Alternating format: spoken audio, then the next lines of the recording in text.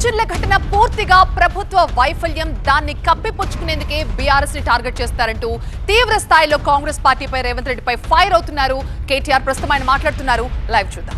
అని చెప్పి రాహుల్ గాంధీ వ్యతిరేకిస్తూ మాట్లాడతాడు. మరి ఆయనతో నువ్వు కూడా రాసుకొని పూసుకొని తిరుగుతున్నావు కదా. దేశాన్ని దోపిడీ చేస్తున్న అదానితో రాసుకొని పూసుకొని తిరిగే రేవంత్ రెడ్డి గారిని మరి సీఎం పోస్ట్ నుంచి తప్పించాలా వద్దా? నిజంగా మీరు చెప్పింది అదే లాజిక్ అయితే సురేష్ గారు ప్రశ్నించడమే తప్పు, ఆ సురేష్ గారు వచ్చి నన్ను కలవడం, నరేందర్ రెడ్డితో ఫోన్ మాట్లాడడం తప్పైతే నేను అడుగుతా ఉన్నా, ఏం ఎవిడెన్స్ ఉందండి? సురేష్ దాడి చేసిండా, నరేందర్ రెడ్డి దాడి చేపించిండా?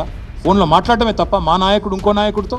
కాబట్టి నేను అనేది రేవంత్ రెడ్డిని, ఈ ప్రభుత్వాన్ని వెంటనే మీ మూర్ఖపు ఆలోచనలు మానుకోండి. ఫార్మా విలేజ్ల పేరిట రావణ కాష్టం చేస్తాం రాష్ట్రం అంటే ఊరుకోము. మీరు హైకోర్టును కూడా మోసం చేస్తున్నారు, నేను గుర్తు చేస్తా ఉన్నా. హైకోర్టు జడ్జిలకు కూడా నేను విజ్ఞప్తి చేస్తా ఉన్నా. హైకోర్టులో ముచ్చర్ల రైతులు, హైకోర్టులో కందుకూరు రైతులు పిటిషన్ వేసినారు.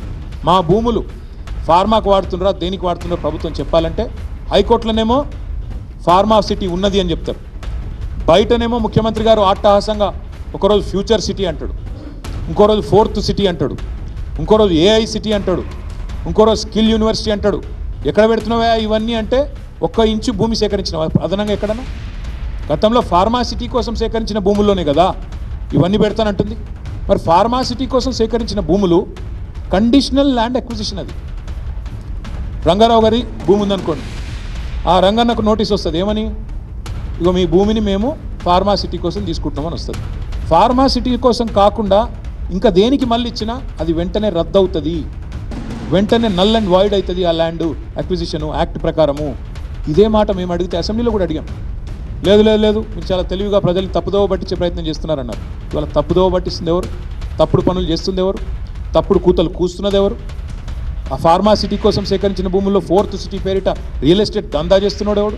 నిన్న అక్క దగ్గరికి 300 ఫీట్ల రోడ్ వేస్తున్నాడు కొత్తగా. అక్కడ ఏదో 340 ఫీట్ల రోడ్డు. దేనికి? మేము ఆల్రెడీ రోడ్లు వేసినాం ఆ ఫార్మాసిటీ కందుకూరు నుంచి 4 లేన్ రోడ్ వేసినాం, ల్యాండ్ అక్విజిషన్ చేసినాం. పాపం రైతులను ఒప్పించి మెప్పించి మీ భూముల ధర పెరుగుతుందా, ఇక్కడ మంచి జరుగుతాయని చెప్పి ఒప్పించి మేము చేసినాం. ఇలా కొత్తగా 340 ఫీట్ల రోడ్డు వేస్తే నిన్న మొత్తం సబితక్క దగ్గరికి వచ్చినారు రైతులు. అమ్మ మాది అక్కర్లేని రోడ్ వేస్తున్నారు, కొత్తగా తీసుకుంటున్నారని. దాని వెనకాల ఏం జరుగుతుందని మేము తవ్వి తీస్తే అక్కడ కూడా మొత్తం ముఖ్యమంత్రి గారు అనుయాయులు భూములు కొంటా ఉన్నారు.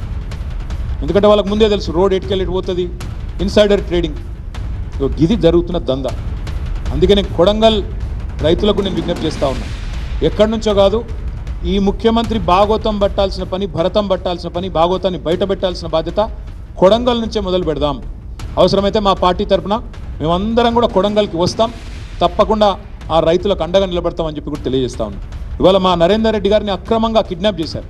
అరెస్ట్ కూడా కాదు, కిడ్నాపే చేసినారు. మఫ్టీలో వచ్చి కేబీఆర్లో వాకింగ్ చేస్తుంటే ఒక దొంగనో, బందిపోటునో, తీవ్రవాదినో పట్టుకున్నట్టుగా మఫ్టీలో యూనిఫామ్ లేకుండా వచ్చి వాళ్ళు ఎత్తుకొని పోయినారు.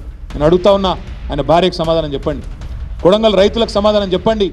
ఎందుకు ఇంత అక్రమంగా అరెస్ట్ చేయాల్సి వచ్చింది, అక్రమంగా కిడ్నాప్ చేయాల్సి వచ్చిందో చెప్పమని చెప్పి నేను కోరుతా ఉన్నా. ఆయన ఒక ఎక్స్ఎమ్మెల్యే, మొన్నటిదాకా రేవంత్ రెడ్డిని ఓడించి అక్కడ ఎమ్మెల్యేగా ఉన్న వ్యక్తి.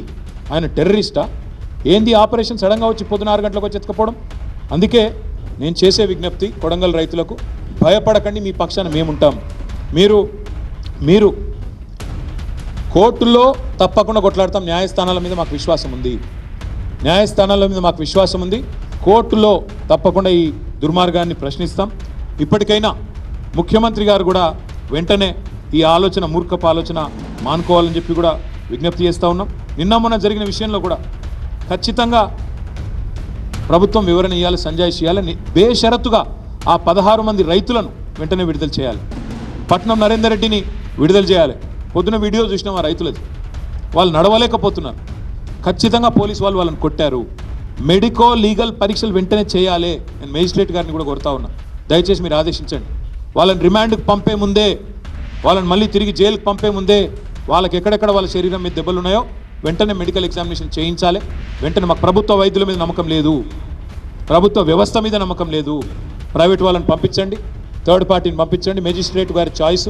దయచేసి ఎగ్జామినేషన్ చేయించండి. వాళ్ళని చిత్రహింసలు పెట్టారని చెప్తా ఉన్నారు. నడవలేకపోతే